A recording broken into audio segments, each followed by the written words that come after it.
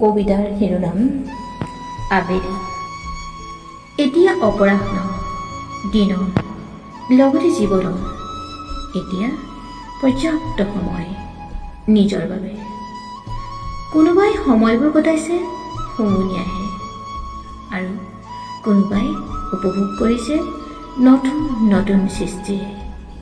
সিদ্ধান্ত আপোনাৰ, কেনেদৰে কটাব খোজে আপোনাৰ হেঙুলীয়া অপৰাহ্নৰ সময়বোৰ। আধৰুৱা সপোনৰ উপভোগত নে পুৱা নোপোৱাৰ হিচাপ কৰি।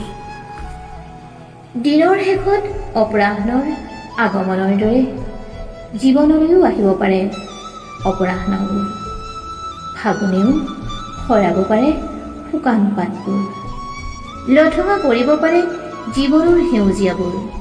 তথাপি শীতত লঠঙা প্ৰতিজোপা বিৰিখে বসন্তৰ আগমনত সেউজীয়া হাঁহিৰে আপোনাক আদৰণি জনায়। আমি কৰি যোৱা কৰ্মেৰে মানুহৰ মনত সদায় সজীৱ হৈ থাকিব পাৰিম, যদি সি নিস্বাৰ্থ হয়। নিজক নিজে অৱহেলা নকৰি যত্নেৰে নিজে চিৰসেউজ হোৱা। শীতৰ সাৰ কপোৱা জাৰেও নোৱাৰিব আপোনাক তোমাক লঠঙা কৰিব। ধন্যবাদ।